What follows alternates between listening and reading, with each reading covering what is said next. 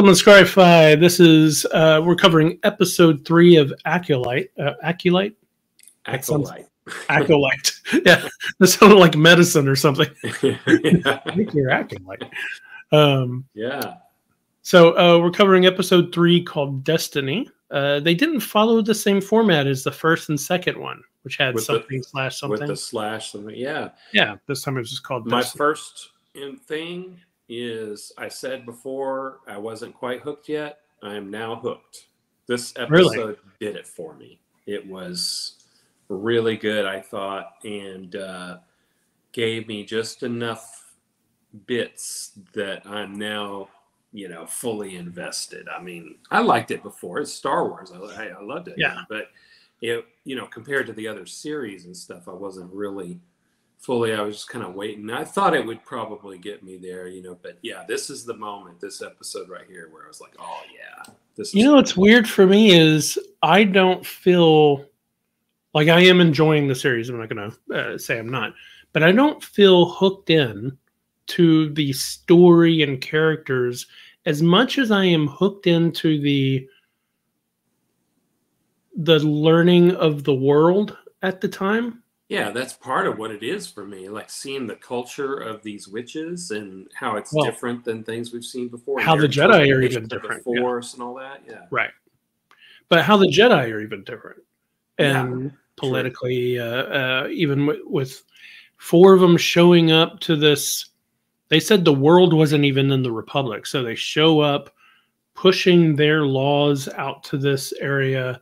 Well, the Jedi have their policies, and that's not necessarily Republic law, right? That's what I meant by their laws, not exactly Republic law, but they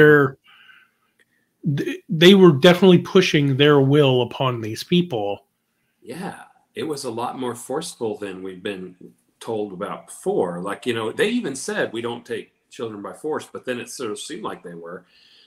But maybe it was all because they were training children in the Force, and that is like a line that the Jedi they're not cool with. You know what I mean? But that's weird because, clearly this is like these people's culture, all that stuff. They even said, people say what we do is the dark side and stuff, but they're not actually doing anything dark with it. Yeah, I don't get the impression that there might be some skirting of the dark side stuff because they're not as conscientious about dark and light side as the Jedi are. Obviously, they seem to have more of a not even thinking about the Force in those terms. So they might be more susceptible to the dark side temptations. But yeah, I don't look at them as a dark side order. Certainly not like the Night Sisters, even though they seem very similar in a lot of ways. Right. So, and also the weird thing, so there weren't any men, right? And it makes me think that's because they're not supposed to have children. Like, I think it was more than just you have children and you're teaching them the Force. It was you have children, you're not supposed to have children. Yeah, and I don't know if you want to go through this in order or not, but there's this moment of like, are you going to say how we made them? What? Right. There's something weird with that. Yeah. That also, those kinds of things also got me. Really yeah. good. So and there's a lot of mystery. About the characters too, because now I'm like, okay, why are these Jedi being this way, and why? And now I want to know more about Osha and Mae and their, so. Yeah, there's a lot of little mysteries and stuff like that are catching me. It's what I mean by I'm not disliking anybody or anything like that. I just don't feel like, oh, I got to know this person's story beyond this series or anything like that. You know what I mean? Yeah. For me, I think maybe I'll get more. But yeah, I think we'll need a little more time. Like even Andor, even though I loved the Andor series and it did hook me right away, it was mostly the world at first. That's what pulls me in. And it wasn't, until a little bit into it that I started just really caring about Andor. And even that, whatever degree I did care about Andor came from the fact that you had Rogue One before. So I was already hooked in. Honestly, and this is in a review of Andor. Yeah, this isn't a review of Andor or anything, but Luthen Rail's character, played by Skarsgård, right? he is the best part of that series for me, and he's the one that like hooked me. Yeah, he's a good kid. Episode 2, I think at the end of 2 is whenever he shows up. When he shows up and all that stuff is going on. That's whenever I'm like, I want to know more about this and all that. Yeah, I just haven't quite gotten that there yet, but I'm very close. Like I'm still reeled in. I want to see the next episode, all that stuff, and it's getting better every episode, kind of thing. And I've liked all of them so far. So, yeah, I did say to someone earlier this week who was saying they said something stupid like. Don't mean to, I'm not calling them stupid. They said something like this is the CW version of Star Wars or something, like teenager or something like that. I don't see that at all. I think ever since a lot of Ewok Adventure, there's been teenagers from, right. I mean, they have a cartoon show for little kids, right? And I said that in my response. I said, you can like or dislike it. That's a subjective thing, but Star Wars is more than just Andor. Like everything can't just be put up against Andor or Rogue One or there's all kinds fill in the blank of your favorite Star Wars or Mandalorian or whatever. It's all kinds of different stuff, and it can be good in its own way. And it can make I think this one sense if some fans like lightsabers more than bounty hunters, and they're not into the underworld scene focused ones. Right. They want lightsabers, or vice versa. And it's totally cool if some of them like the mystery or the political thriller aspect of Andor more, or some of them want a more adventurous Western Mandalorian more. But the cool thing about Star Wars is that it's got all of that in it. So and it's growing to include more and more and more cool stuff. That's like what that. I love about it. And I'll take the variety, even though I do have my favorites. Mandalorian is special to me. I really like that a lot. And Andor is, so I have my favorites too, but I really like the variety, and I want to see all these aspects, and then later how they intersect with each other and all that stuff. So, I think it's just a golden era.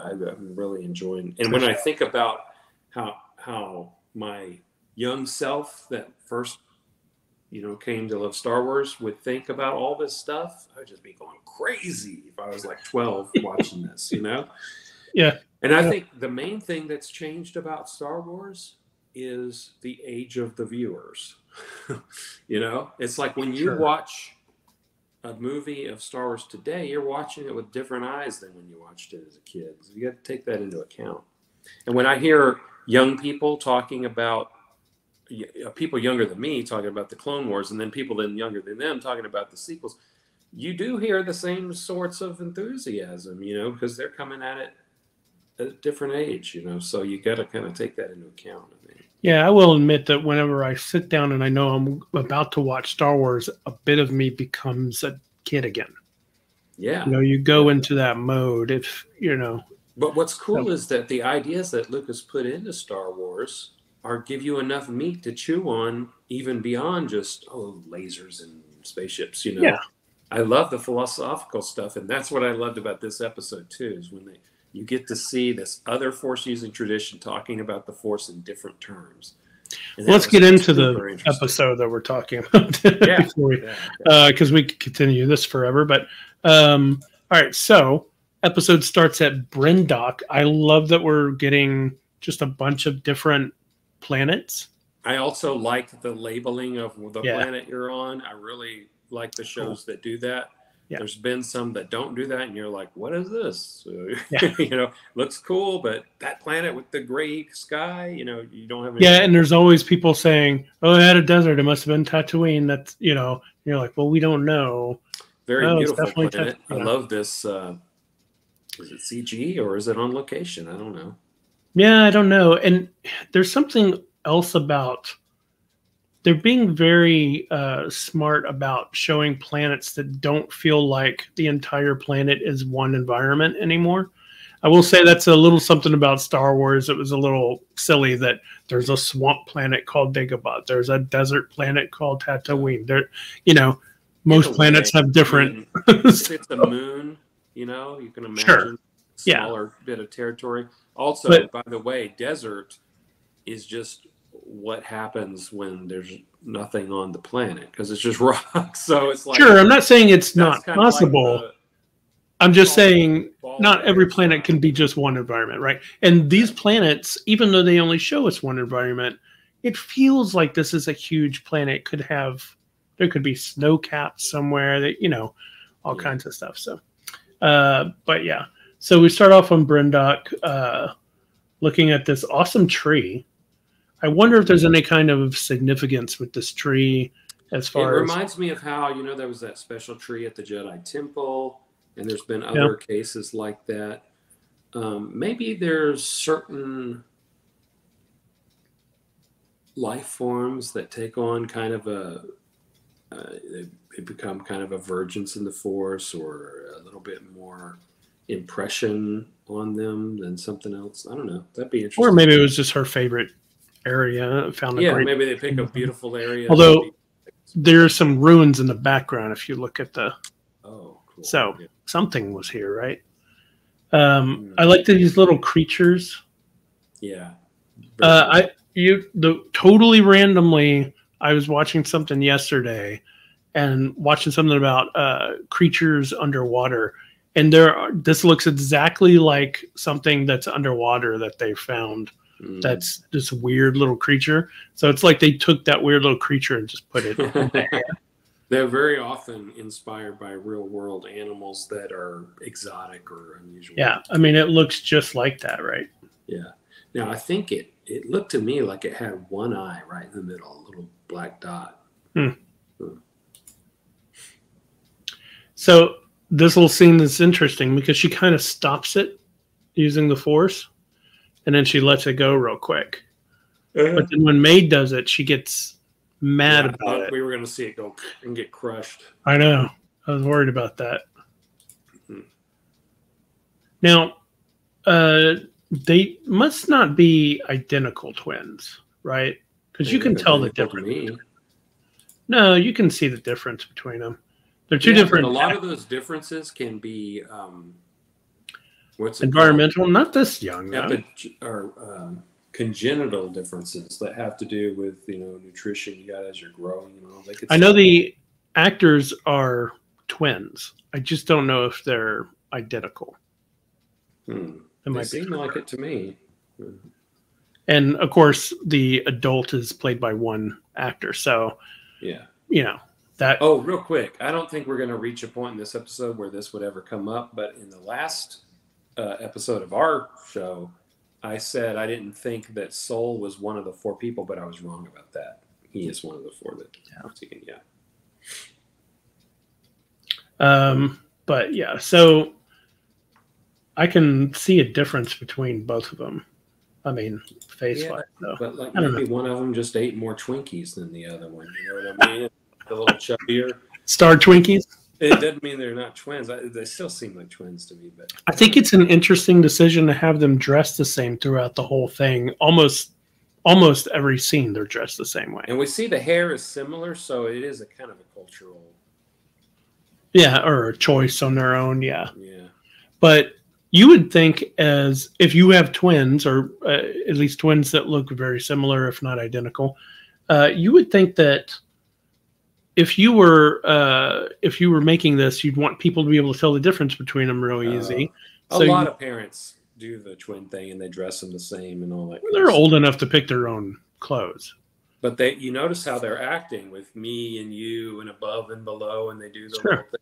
So all that goes hand in hand with dressing and acting the same, except for that Osha is having second thoughts and doubts about that, which is kind of cool. I also noticed that Mae's the one that kind of pushes for it. Mm-hmm. Like, no, don't pull away, come back kind of thing, Which is super interesting because the whole thing with the Jedi is not selfishness and interconnectedness, whereas the Sith are the selfish isolationists. And here we have what we later, Mae seems to be the bad guy one, the bad twin, and that's the one that's wanting interconnectedness, and the good guy is wanting to be isolated. Now, I'm going to pull up what I should have had up already, but because I want to get this character's name correct a here. really cool looking character, by the way. Yeah, so she's a Zabrak. Yeah, the I same. thought so too. And she is a Zabrak, and you got the tattoos and you got the horns, Yeah. but she's also got pointed ears. I noticed that. And so maybe part Deveronian. Who knows? Deveronians have pointed ears. Or maybe it's just some Zabraks have pointed ears and some don't. I don't think so. I think she's humans look different depending on what region. No, but pointed ears. I think she's got a little bit of something. Different eyes, different maybe noses, her grandfather different or skin grandmother colors. was. You could have that too, sure. You know. Okay, so this character's name is trying to find. Is it? Is it in the credits, or did she say it? I'm sure she said it. I think it's Saria? Scout Saria? Scout is a name? It's interesting. It's definitely her. She's played by Saskia Allen. And she carried them, she said. Yeah. Interesting. And their mother, the elder Jaylan. We don't know what maid means because they kind of drew a question mark around that. This is a cool character, though. She's basically the kind of motherly type, but also trainer, right? And a little more of a disciplinarian. Yeah. Good de-aging effects, by the way, on Soul. Yep. I thought that worked really well. Whatever. Yeah. No issues as far as no uncanny valley with it or anything. Right. Right. So this was interesting. They've been watching. He catches the. I wonder if he was watching the children use the Force with each other. It's hard to tell. Yeah. This is a cool little fortress area they found. Yeah, and I get the impression that this was built by the same people that you said there were ruins in the background in that one scene. And it's probably not them. It's probably some older. Yeah, it doesn't seem like there's enough of them. They've moved in here, you know. Yeah. That's what I would guess. But it's a nice little small village, basically, of... Yeah, they don't look like they have among them people who would have the means to construct stuff. So, yeah. Although they do have candy. I do like how they kind of share the same cultural look, the material of their clothing, and all that. I really liked the mother character here. I don't know that don't know that she's a bad guy yet or whatever. So I don't know if I agree with her stuff and all that, but I really like her as a character.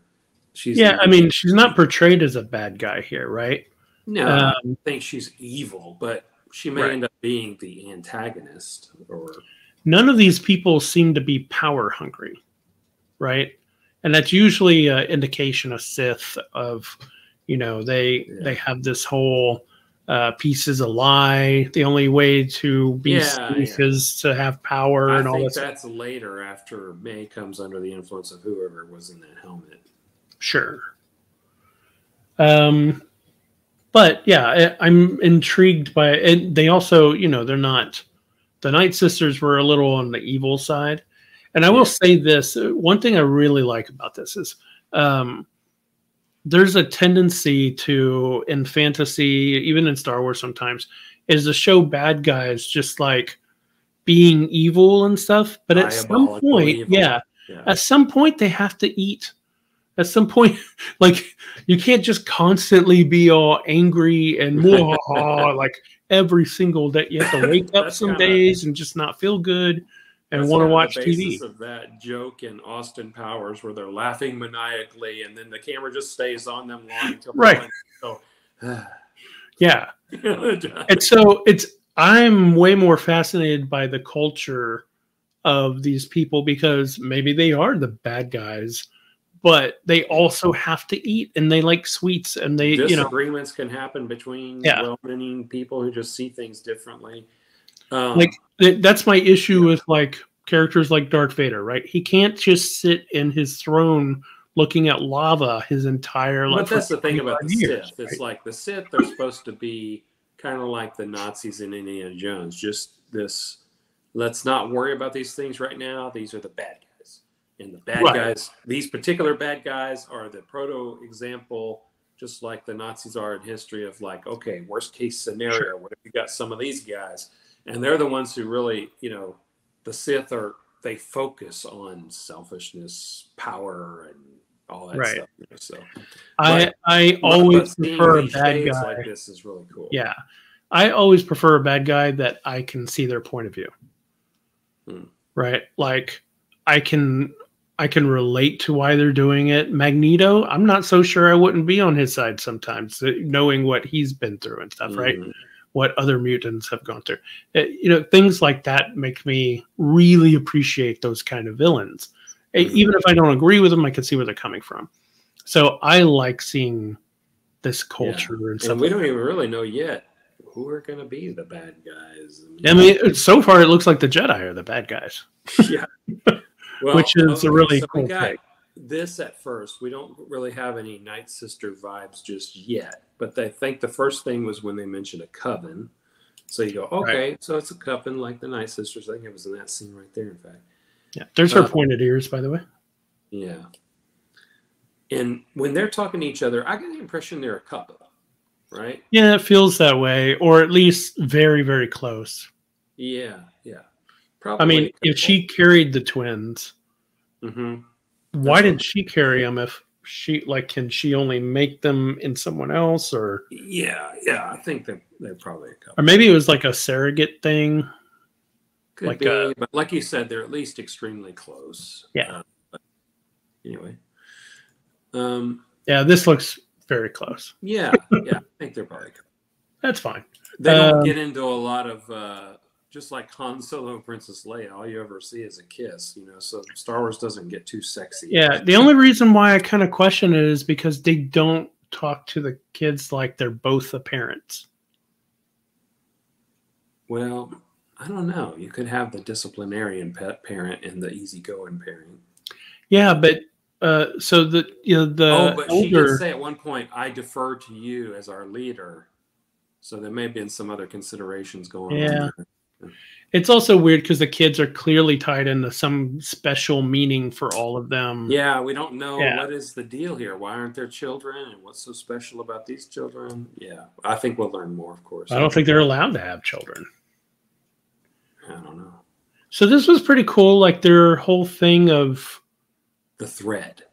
Yeah, the thread. That's where I first started thinking of the Night Sisters, because remember in Ahsoka, the three Night Sisters were talking about the thread of destiny or the thread of something like that. They spoke about it in terms of a thread.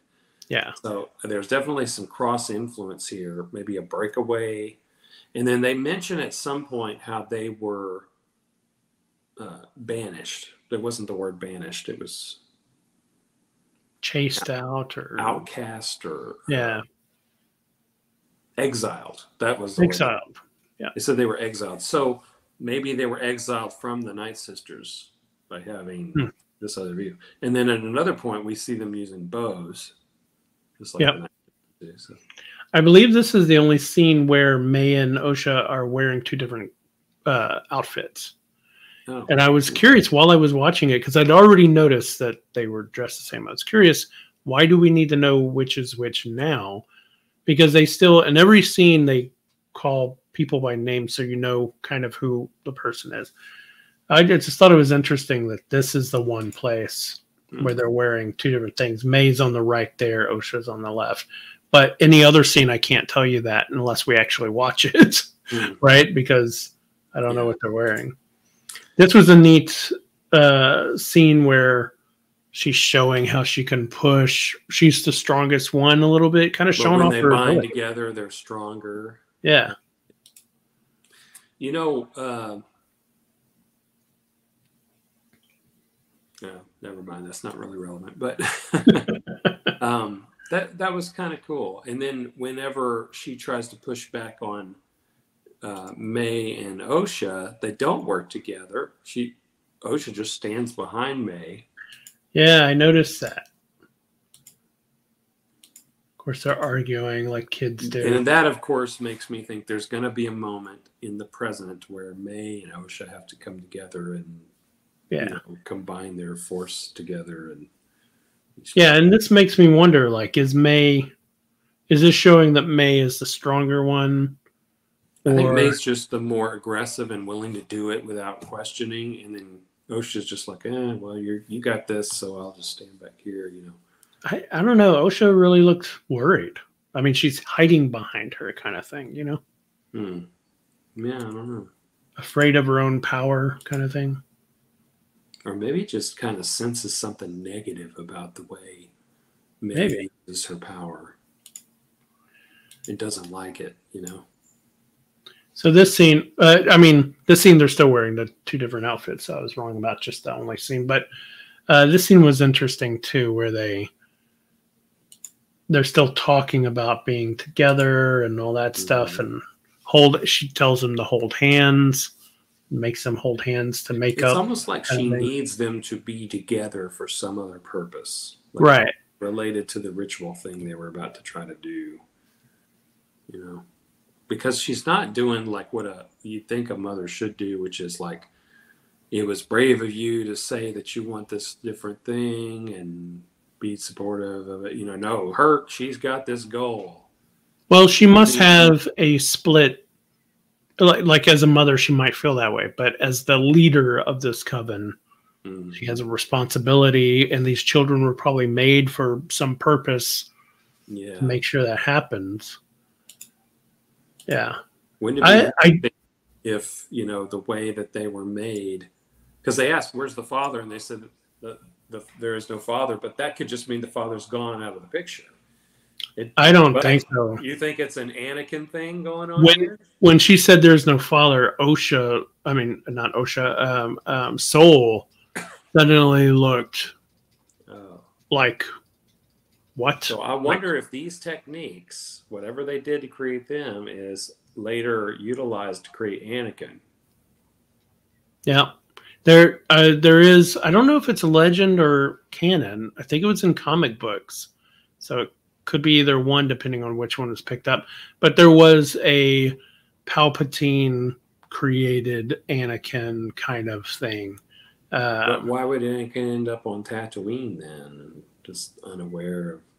Well, if you see in the Force, like, I should do this because it like Palpatine did something, and then that causes life to do that somewhere. No, it was purposefully. I saw the panel. I didn't read the whole thing, but I saw the panel. That's got to be Legends, though, right? I think it's Legends, but still, the idea they pull legend ideas out all the time into these new ones. So yeah, back to the same outfits. Getting ready. It's interesting. They do look a little different in the face now that if you look at that scene. Yeah, I can tell that. Good lighting. You got that picture, and then go back to that's actually different. Maybe they're not identical. Yeah. Yeah. Maybe they're supposed to at be least because the actor. Yeah. Maybe the older ones are identical. We'll have to compare them again too. They're supposed to be, because he says you look almost exactly like her. So this is where you started going, ooh, okay, these are witches. Like, they start doing the whole. I like them doing the little thread thing like this. Yeah. Yeah. Moving together and stuff. It's very ritualistic. And in the ritual, they all wear the purple and gold. And then in the background, you see those two moons of the two different colors. Yeah. Each time it shows the moons, they're getting a little bit closer, and you can tell they've timed their ritual to the conjunction of those two. Right. Which also goes with the Acolyte heading of the two. Yeah. The logo in there. Yeah. Yeah, the Acolyte logo. So this is so interesting. And there's a Twi'lek in the background. That's cool. Yeah, I saw that. Yeah, there's the moons. They're almost perfectly aligned at this point. Yeah, that's just like and there's a blue one and a red one. If you look at the Acolyte logo, it's kind of like that too. Yeah. Yeah, this is fascinating. So what's interesting about it is that we have Mae who gets turned first, and that's why she has that thing that we see later on That they were about to put on Osha as right. well, and they got interrupted. So, except she says she doesn't want to. But oh, there it is. So they're joining, kind of thing. yeah. So yeah, so we know Mae is now part of it, whereas Osha isn't. Mm-hmm. I wonder if Osha takes the oath or whatever it is, completes the ritual. Does something happen? Yeah, we find out why they're doing all this. Yeah. I don't know. So there's the thing on her head. So it is interesting that she was about to go through with it, and the Jedi show up at this point. I can't imagine that the Jedi don't know that they're interrupting. Right? Maybe they that's must why they're know. here at this moment. They got visions, and they knew something was up. Even walking in, you would be thinking like, "Oh, this is not a good time." Like, and they've been here for weeks, apparently, or at least and when they walk in here, it's like when Jules and Vincent walk into that apartment. The vibe is like, you mind if I have some of your burger? You know, it's like, you remember the Jedi Order, don't you? What does Yoda look like? No. Anyway, but you know what I'm saying? It's like there's this intimidated kind of, feeling. Oh, because they know if they do something to these Jedi, then just 1,000 more will come pouring down on them. And that's it.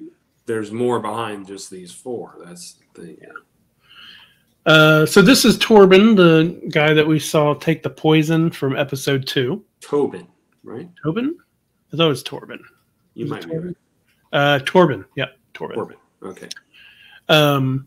And yeah, he's definitely younger than they tried to make him look. He gets a gash on his head. I think, so. But and then we saw the Wookiee coming in with him. Yeah. Definitely shaved head. Yeah, that's interesting. Not sure why. And we see Andara again and Soul. Mm-hmm. That was cool. Although Andara didn't really do anything. Yeah, super impressive. It's like, okay, we got some more Andara in a flashback, like we hope, but we haven't really gotten like a cool scene. Right. Kind of maybe we will later, but yeah. Mm-hmm. She's clearly the boss Jedi here, the senior Jedi. Yeah. I get the feeling like Soul is her old Padawan or something. Maybe. Like Soul's a knight at this point, but he's not a Padawan, but maybe he used to be or something. I don't know. Still looks pretty young. Yeah. Just like what's the Wookiee's name? His name is Kelnaka. Kelnaka. So Soul and Kelnaka seem to be about on equal footing here. Probably. It must be really weird to be a Wookiee Jedi and you can't tell people things for the most part. Because Jedi are almost, 80% talking people out of things and negotiation and, Oh, and then not a lot of the galaxy knows Shri-Wook. Yeah. So this scene was so weird because, like I said, other than just some spooky ritual going on, you don't see them doing anything evil. So when they come in, the dynamics here are telling us that there's something different about the Jedi policies of this time, and about the Jedi policies with these people specifically. And maybe even with how they get younglings, like maybe they take younglings at a later age, and that's why later the Jedi don't even take them that old. Like they said Anakin was too young, too old. They said in episode 1 that Osha was too old when they took her. Okay. So I think sometimes they do, but Yeah. I think in this case they took her because there was nowhere else to go. But didn't Soul also say that he was like 4 or something like that? That he was 4. Yeah, he was 4 years old. Yeah. So that's older than normal too. Yeah, I guess it takes time. Like I think Ahsoka was 2, maybe. I thought they were something like that. 1 or 2, maybe at the most. Yeah. Like they were babies, is what you call it. Tom. I think the important thing is that they aren't attached so much that. Oh yeah, maybe that's yeah, yeah. They don't have that attachment. So I thought of something interesting about that non-attachment thing. There's also another reason for Jedi to want that. Can you imagine if there was an order and all those Jedi had families out there? Those families would be in danger constantly. So for the protection of the families, you almost have to separate out. Sure. Yeah, anybody that a Jedi becomes, just go grab your mom and right. Yeah, that was probably another reason for Anakin and Padme to keep things secret. Yeah, it's kind of like the Batman secret identity, to protect the ones he loves. Right. That's interesting. Well, but so anyway, so they come walking in here, throwing their authority around, even though they say they're on a planet that's outside the Republic. So they're not even in their jurisdiction or whatever that means. And the Jedi don't seem to care. So I don't think the Jedi look at themselves as being limited to the boundaries of the That's what I was about to say. I don't. Yeah.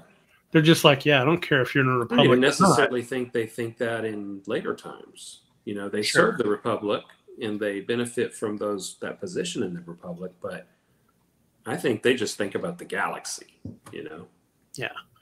But from our point of view, the goal to just walk into someone else's culture and be like, you can't raise your children you're like training children, they were like, no. And so that makes me think there is some sort of rule that the Jedi have laid down, and woe unto those who violate that, Right. No training children into which, then how did all these people become trained, I get the impression that if it was just a regular family somewhere and they had a force sensitive child and the Jedi came and they said, oh, they're force sensitive, and they said, no, we don't want you to take them. They'd go, okay. And they'd leave, and no big deal. And then that child's powers would kind of fade away as they got older. They've said stuff like that before. Yeah. Yeah. I think that's still the case here. But I think here what's going on is just something particular with this order or with training children in the Force or some kind of thing like that they're Yeah, it's almost like they're on parole, the whole group or something, right? Yeah, they've had rules placed upon them. And maybe they were exiled from the Jedi Order instead of the Night Sisters. And then they took on some of a Night Sister influence thing. They have way too much culture involved in all this stuff. They wouldn't be doing this ritual stuff. Well, remember the Jedi have been around for 25,000 years. So you're not talking about these people. You're talking about ancient times. They could have been. Maybe. Sure. There's so many questions that this episode raises. Yeah. I do like the part where they take over Torben's mind.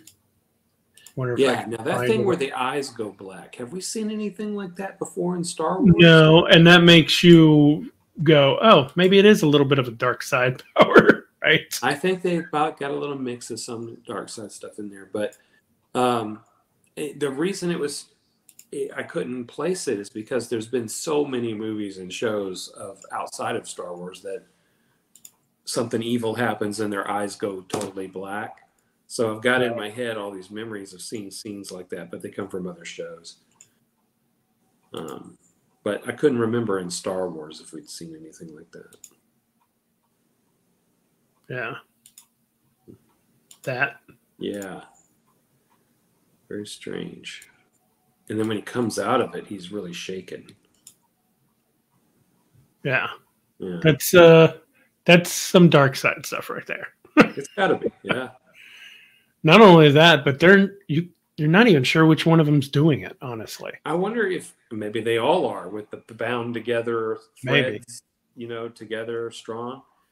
Now, of course, they only attacked the Padawan because they probably know they couldn't get the Jedi. That's the lowest hanging fruit, yeah. But maybe it's similar to the holding thing they were doing on the little creature. I don't know. They're in his mind, though. They said, we'll release his mind if you leave, something like that, right? True. Yeah. It's interesting that they act very calmly when it happens. Even the Wookiee, like, well, they're roars, very familiar with what they're doing. Apparently, yeah. They know about these people. So they have their conversations, talk about how they gotta run from the Jedi, kill the Jedi. How to handle the situation. Yeah. Right. What are they gonna do? Oh, I liked her. Yeah. We've think seen her that species before. Klaatuinian. What was it? I think that's a Klaatuinian, which is okay. the bulldog-looking people. Yeah, I thought they were greener skin, but there might be different colors. No, there's definitely different shades I've seen. Like Barada, I think, was more brownish. Yeah. So we've seen several different species other than just human, which is interesting in this group. Mm-hmm. So, whereas I think the Night Sisters were all the same species. I could be wrong. They all looked human to me, or at least humanoid. Humanish. Yeah. Human, near human or something like that. Yeah. And here they are dressed the same again. I think it was pretty interesting, this conversation where she's telling basically both of them that I want to be a Jedi, because I was thinking she must have only grown up with these people's version of what a Jedi is. So why do you want to suddenly be a Jedi? Some information somewhere, I mean, imagine growing up in a village full of just enough people where you know all of them, and they tell you, oh, we were pushed out here by the Jedi who think all weird and blah, blah, blah, blah. And you think, I want to be one of them. Like, that's so weird. For all we know, she's got an encyclopedia. And she just read the encyclopedia. I guess so. But normally whenever you have this small group, especially ones that use rituals, they might keep information away from her. They have a kind of cult kind of knowledge base, especially to their children, that they want to keep with them and all that. Yeah. Well, obviously the writers are telling us that she knows stuff about the Jedi. Sure. I think it would have been more interesting to have her have some kind of vision or something of being a Jedi, and kind of, you could have had her while she was sitting at the tree, like seeing herself with a lightsaber or something. The Amish know that there are DJs. The Amish know that there are, movie stars. Yeah, I'm not saying that they wouldn't know, but to imagine, let's take the Amish. Let's say an Amish child says, I want to be a movie star. How would they think it? They might know that there's a thing called a movie star, but they've never seen a movie. They've never. Yeah. Like, that's such a weird. People hear things, it's a big. Sure, world. But it would make you go like, have you seen a movie? Like, do you know anything about movie stars? Yeah, especially since there's no other children here that they can be gossiping with. Yeah. And strange. So when they go to get tested, do you think that Mae was good enough to lie to them?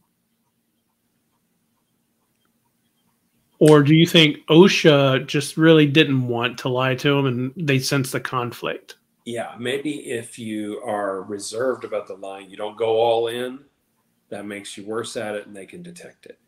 That's one possibility. Another possibility is Mae's just powerful and she pulled one over on him. Another possibility is that Mae tends to go dark because she was holding that creature that way and she's got a little anger in her, aggression and stuff. And because she tends to go dark, the dark side is naturally hidden, obscured, and maybe it's easier to hide using dark side powers and stuff like that, easier to lie. That's true. Stuff like that. So maybe some of that played a role. One thing I will say, though, is it was really cool to see that the procedures they followed matched episode 1 so well. They took a blood sample, just like Qui-Gon did. And then they had the little pad with, guess what I'm looking at, Very cool. Yeah, I think, like, if I had to choose, I think what happened was Mae went in there, she lied, but they could sense her complete commitment to that lie, and Like- not wanting to join. Like that she really didn't want to go. Yeah. So, they So said, why "Yeah, push it's it, fine," right? But that's Yeah. push. So they can mark her, okay, this one's got the force ability and stuff. We need to keep our eye on her. Okay. Like, I think they know that and stuff. But whenever Osha's in there lying about it, I think, in They fact, can tell Osha one she that, felt pressured to lie, not that. yeah, I think That's totally reasonable. I think that could be a really likely as to how that went down. yeah, Soul is like, do you really want to lie to us? Like, I can tell, I can sense your conflict, basically, you know? Yeah. So, yeah, this entire episode, so far, this has been the best episode for me. Oh, There's just a lot to do. by far. There's so much to it, so much meat, so much richness to everything. This is the first episode where I was worried the credits were about to show up. You know, like, oh, good, a little bit more. Oh, good, a little bit more. You know, kind of thing. Yeah. And what a great acting job these people did. You know. Yeah, including the kids. Yeah. Because So you think if you're not a Star Wars fan and you come into this, boy, that's something to just put on that. Yeah. This scene, though, this is where she tells Osha she can go, right? Like, if you really want this, you'll never see me again and all that stuff. But I was kind of surprised when she said the thing that made me like, oh, that's interesting, is because Osha says, but I won't see you anymore. And her mother says, don't make this decision out of fear. Uh-huh. And that's interesting because that's not a Sith thing. She would have used that fear to get her to do it. Good, you've learned to control your fear. Now release your anger. Remember, he said that in Empire Strikes Back. So fear is a weapon of the Sith, but they don't want to be afraid. They want to control their fear and project it on others, use it as a tool. Right. But I don't think that's what she was doing here. I think she was saying, don't let fear guide you. Yeah, but I'm just saying, her saying, don't let fear guide you is consistent with the Sith. You wouldn't, the Sith don't say we need to be afraid. I think the Sith wouldn't have said that to her. I think the Sith would have used her fear to guide her into what they wanted. Oh, sure. Yeah. I don't think she's being a mother here. Sith-like, but I also don't think that it's necessarily incompatible with the Sith to say don't let your fear. But also the Jedi would say don't let fear guide you. I think all three of them probably agree we don't want our followers being fearful, you know. Yeah. So. No, I like this scene a lot. It was well acted too. Yeah, very well acted. So okay. Oh, I want to get a good shot of the. That's a shame. I wanted to learn more about what's in the little triangle book. Yeah, look at that symbol. That's kind of the Jedi symbol, I think. Yeah. So this is, maybe she did have a vision. Maybe she did read about it. Maybe general information. Like everybody knows what a Catholic priest is, and it's the galaxy. And yeah, I guess so. And they were given a general education about what. Yeah, but is an Amish child going to want to be a Catholic priest? Aware. It happens. Kids get enamored with. I guess. Yeah. And that's probably what she was drawing when she said, "I don't want you to see this," because There's a weird way to do a book. Yeah.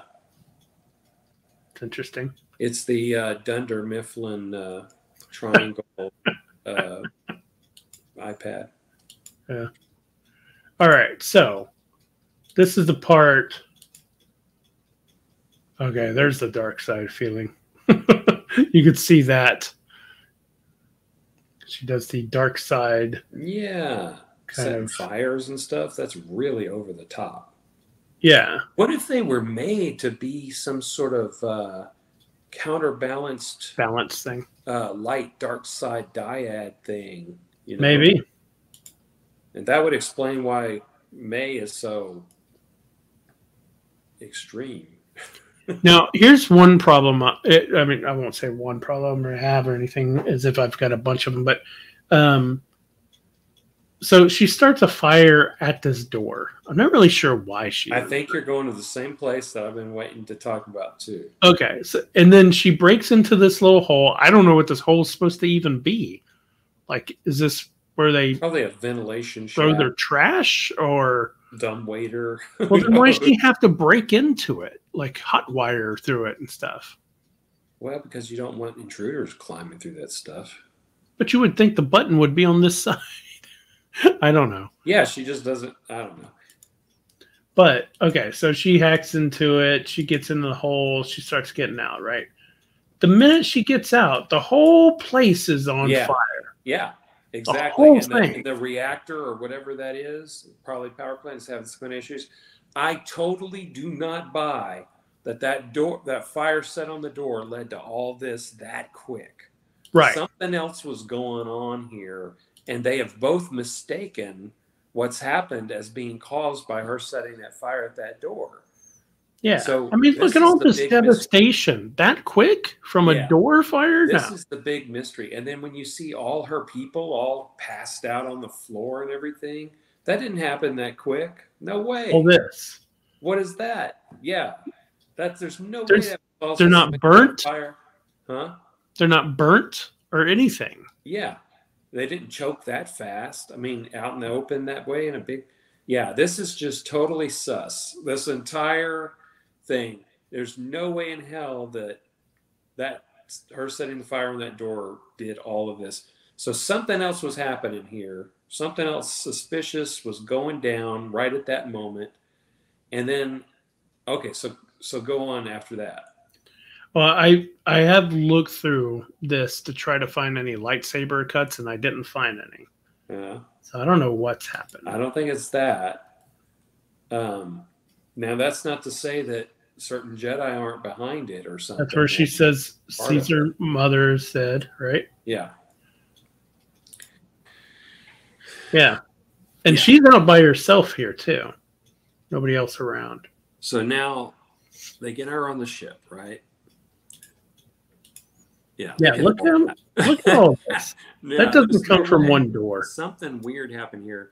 Now, maybe there's some kind of flammable substance that the rock is made out of, but probably that's extraneous. That wouldn't be that case.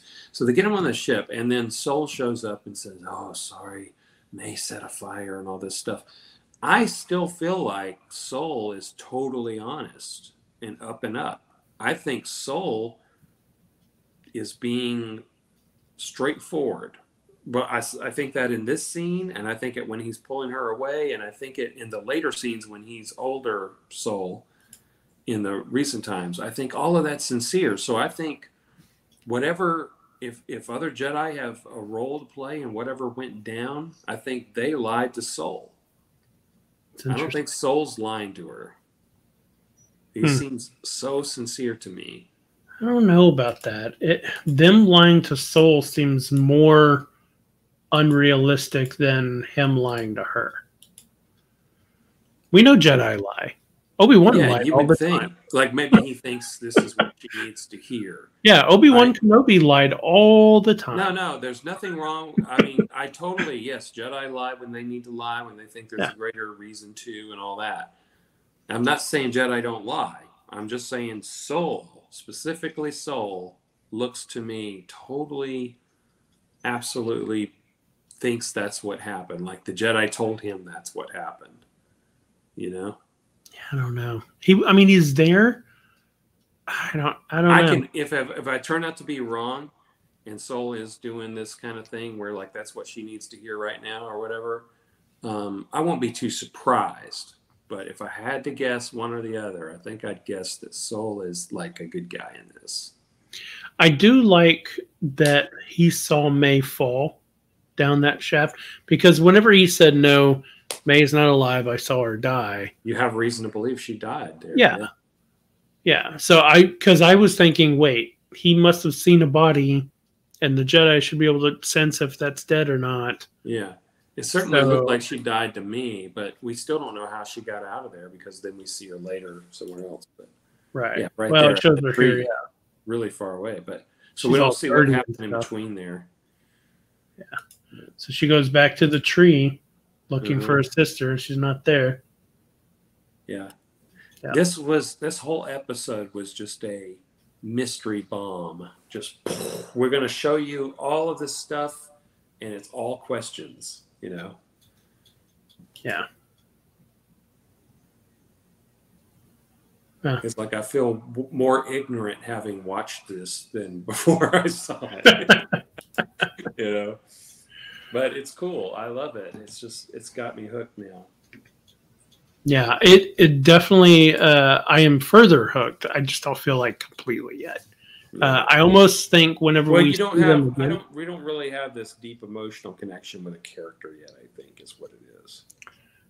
Yeah, I mean that's fair. I think whenever I see the next one, that'll really tell me, because I want to know, now that they've given us information, once we see the next one, how are we just going to go on to like fighting a Wookiee Jedi out in the woods or something? Or is that acting in that deep kind of storytelling going to be present now? Right. If they wrote the thing properly, I think, then there's a reason why we needed to see this flashback at this point. Yeah. Based on what we're going to see next, you know. Yeah, because we thought we were going to see the Wookiee fight and stuff, because of the last episode they ended it showing the Wookiee, right? So maybe something of that will play a role here. Yeah. But anyway, I'm definitely interested, enjoying it. I don't have any problems with it or anything.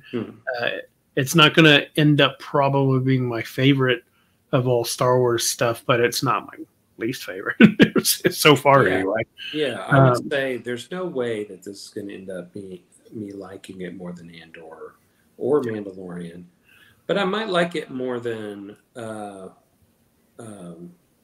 so far I like it more than Boba Fett. Well, I liked Boba Fett more than you, but I can understand that. I can understand somebody. And I can also understand somebody liking it more than Obi-Wan, although the scenes toward the end of Obi-Wan were so incredibly epic that I can't even imagine they're going to get close to that. You know? Right. Of course, Obi-Wan is benefiting from a prior, just like Andor was from a prior. Right.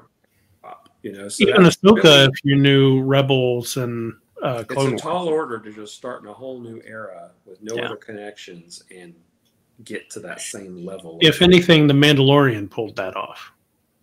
They started the Mandalorian without. Yeah, but in a way, Return of the Jedi was the. It's different characters, though. You're right. It was, yeah.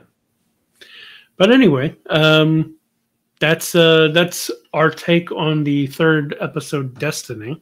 I wonder if they're going to go back to the something/something, or yeah. Give us your comments.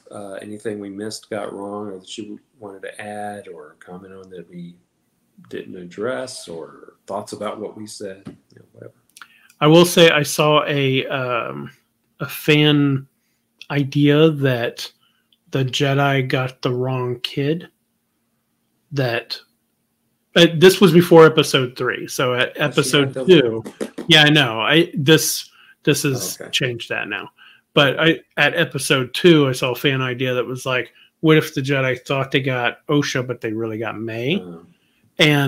But you know, disproved that idea. But I did think that was kind of a neat idea. Like if you'd had that twist. I think I would, if I was writing a story with twins, I think I would try to avoid the trope of like the twins get switched up, shell game, just because it's so expected. That's one of the things I like, that they have that tattoo and Osha has that tattoo. Like, it's not going to be this, which one is it? You know, I mean, it could be if they're wearing helmets or something.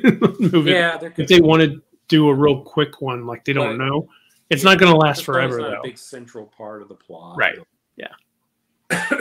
I think them being twins is more about their connectivity of the Force, the thread that connects them or whatever. There's definitely going to be a theme in this that has to do with the tension between the individual and the whole.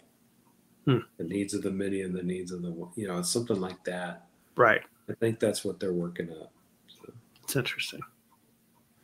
All right.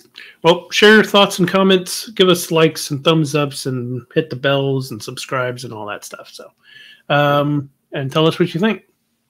Thank you very much. Thanks a lot. See you next episode.